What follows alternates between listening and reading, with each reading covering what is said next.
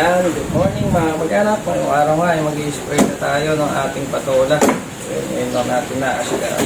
Una nga natin ginawa dito mga kamag-anak ay nilagyan muna natin ng tubig yung sprayer. Yung gamot na ilalagay natin dito mga kamag-anak ay pang insecticides at saka foliar fertilizer. So paghahaluin na natin yan mga kamag-anak. So isinik ko lang dito yung gamot bago natin isalin dun sa may sprayer. Medyo naging busy kasi tayo mga kamag-anak kung kaya naman hindi natin naasikasong padamuhan, sprayan at patabaan yung ating patola. Kaya ngayon mga kamag-anak ang gagawin natin ay magbabawi tayo sa ating mga tanim na halaman. Pagkatapos nga nating ilagay ang lahat ng gamot mga kamag-anak ay pinuno lang natin yung sprayer at chinik natin ng mabuti. At pagkatapos nga nyan mga kamag-anak ay pumunta na tayo sa tumana para mag-spray.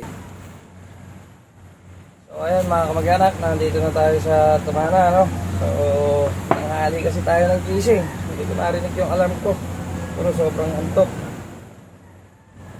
Ayan, magpapamove na tayo. Mag-i-start na tayo.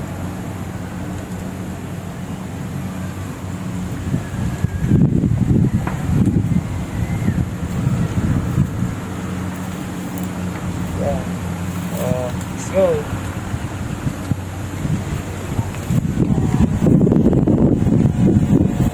Kung makikita nyo nga mga kamag-anak, itong inangat ko yung spray, yung saboy ng spray niya ay papunta sa may kaliwa. At dahil nga malakas yung hangin mga kamag-anak, dito ka pepesto sa kanan para hindi mo malanghap yung gamot. Kung mapapansin nyo rin mga kamag-anak ay medyo mabilis yung lakad ko dito. Dahil nga maliit pa yung patola natin ay hindi naman natin kailangan bagalat. Kung napansin nyo rin mga kamag-anak, from right ay lumipat ako sa kaliwa dahil nga nag-iba yung ihip ng hangin. Kailangan kasi natin mga kamag-anak na makaiwas dun sa buga ng spray kasi nga chemical yan, medyo masama yan sa kalusugan kaya iba na yung nag-iingat.